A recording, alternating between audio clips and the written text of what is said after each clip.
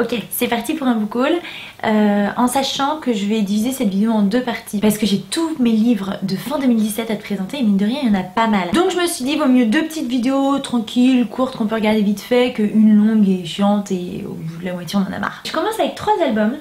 Le premier est sûrement un de mes préférés.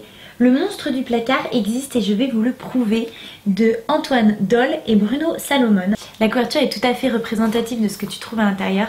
Franchement ce monstre il est vraiment trop adorable, j'adore. Alors il y a du texte évidemment, j'ai pris une page sans texte. Voilà, franchement cet album il est vraiment trop chou, j'adore. Je me le suis offert au salon du livre de Montreuil. Et voilà, j'ai vraiment craqué, il est adorable. Le deuxième que j'ai également acheté à Montreuil, c'est Une maison à hanter de Morgane Descadiers et Florent Piget. C'est l'histoire d'un petit fantôme qui cherche une maison qui pourrait hanter, voilà, puisque c'est un fantôme, tout ça est très logique. Et pareil, c'est tout chou, mais vraiment, je suis tellement... Oh là là, moi je craque hein, dans ces trucs. Regarde-moi ces dessins, c'est tellement mignon. J'adore. Dernier, je vous le montre, mais en fait c'est un cadeau que j'ai acheté pour le fils d'une de mes amies. Ça s'appelle Le Machin, et c'est Stéphane Servant qui l'a écrit avec Cécile Bonbon. Et à l'intérieur c'est plutôt dans l'idée du découpage collage comme ça. Et c'est tout chou, j'espère que ça fera plaisir au petit garçon à qui je vais l'offrir. Ce sera son premier livre dédicacé, oui. Bon en vrai il est beaucoup trop petit pour se rendre compte parce qu'il a 1 an quoi. Merci Lucie pour la cohérence. Sinon, alors qu'est-ce qu'on a là? On a Eric Emmanuel Schmitt, Les 10 enfants que Madame Ming n'a jamais eu. J'ai trouvé ça à Emmaüs, ainsi que celui-ci, Ulysse from Bagdad. Et en fait je m'étais dit en les voyant que j'avais lu qu'un seul livre d'Eric Emmanuel Schmitt, c'est-à-dire L'enfant de Noé, que j'avais vraiment beaucoup aimé, mais vraiment on peut pas dire que je connais cet auteur et j'avais envie de le découvrir davantage. Donc celui-ci je ne sais pas de quoi ça parle, es-tu surpris? Mais celui-ci je sais un petit peu. C'est l'histoire d'un jeune homme qui cherche à fuir Bagdad pour rejoindre l'Europe, et dans ce récit je crois qu'on suit tout son périple en fait, tout son voyage. Je t'avoue que celui-ci me fait un petit peu plus envie que celui-ci parce que je ne sais pas ce que c'est. Mais comme il est tout court, je me suis dit que ça pouvait pas me faire de mal de l'avoir dans ma bibliothèque. Oh, en plus c'est écrit hyper gros, regarde. Oh bah écoute, je vais peut-être commencer par celui-là en fait. Parce qu'en fait il va se lire super vite. Voilà, un exemple concret de moi qui me contredit comme ça. Et c'est pareil, à longueur de journée. C'est très fatigant. Ne fais pas ça, c'est très fatigant. J'ai eu terriblement envie de l'acheter quand Lemon June en a parlé sur Instagram. C'est Personne ne gagne de Jack Black. C'est une de mes lectures en cours. Excuse-moi, je me gratte le nez, c'est très classe. J'adore ce livre, j'adore la gueule qu'il a, je le trouve sobre et sublime. Et j'adore ce qu'il y a à l'intérieur aussi. Alors c'est très dense hein, parce que tout est très rempli et très serré. Même là à l'intérieur il y a sûrement du dialogue, sauf qu'on ne va pas à la ligne à chaque fois. Donc c'est très long à lire, mais c'est vraiment passionnant. On suit l'histoire même de Jack Black, donc l'auteur, qui nous raconte sa vie. Et sa vie, c'est de la cavale, c'est des cambriolages, c'est des rencontres. Tout ça à l'ouest des États-Unis, au tout début du 20e, même un tout petit peu avant. J'en suis un tout petit peu moins de la moitié et franchement c'est magnifique. Juste, j'essaie de pas le lire trop vite, de me le garder parce que je pense que je serais très triste de ne plus avoir cette petite merveille à lire. Et je trouve ça complètement fou quand je lis et que je me dis oh, mais c'est pour de vrai quoi, tu vois. Moi ces bandits là ils me font un peu c'est vraiment des personnages de romans, des personnages de films, et là c'est pour de vrai. Ça c'était sûr hein, que j'allais l'acheter, je l'ai acheté dès sa sortie mais je l'ai toujours pas lu. C'est L'aube sera grandiose d'Anne-Laure Bondou. Je suis certaine que je vais adorer parce que j'adore Anne-Laure Bondou, j'adore ce qu'elle fait. C'est certainement une de mes autrices préférées. Et je n'ai pas lu le résumé parce que je sais le résumé. Le résumé c'est du bonheur, de la douceur, de la vie.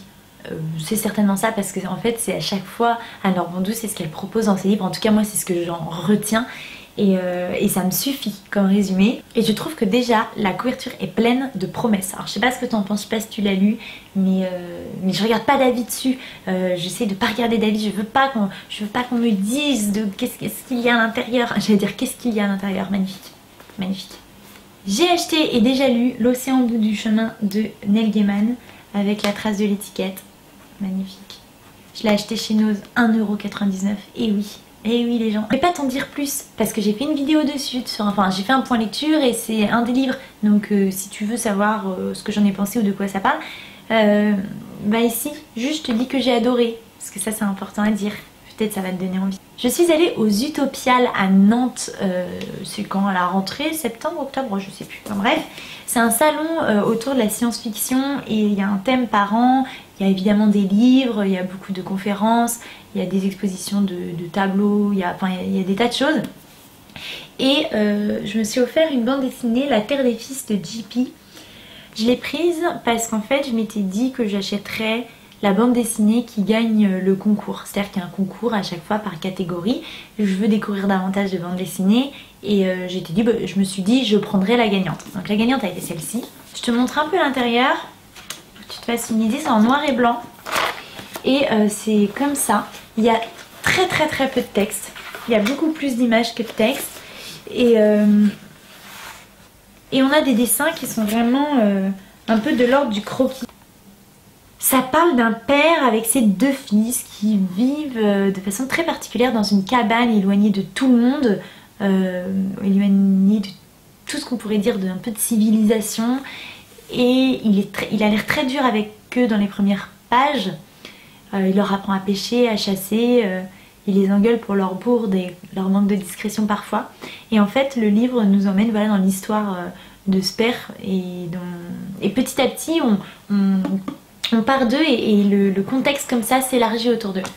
Et enfin, les 2 derniers, comme quoi ça va vite, un demi-book haul.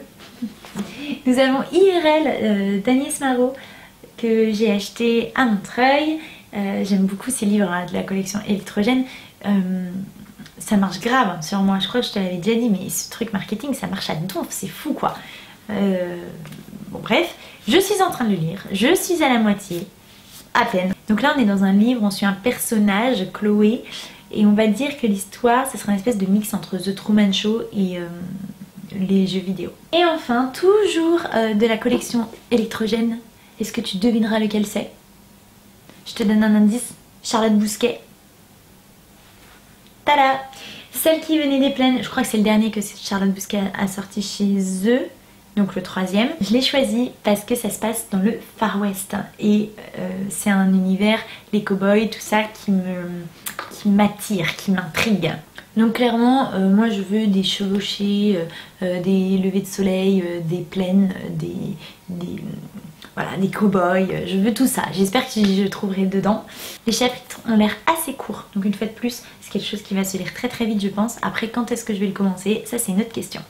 Et ben voilà pour ce petit book haul, c'est tout pour aujourd'hui. Et je sais pas si t'as remarqué, mais on est quand même à la 3e semaine avec des vidéos. 3e semaine d'affilée, je veux dire, si tu sens pas la bonne résolution, je sais pas ce qu'il te faut. Ça me fait vraiment plaisir d'essayer de tenir ce rythme, c'est vraiment cool. Et j'espère que je vais tenir hein, évidemment. Et en attendant de te revoir, je te fais des gros bisous et je te dis à bientôt.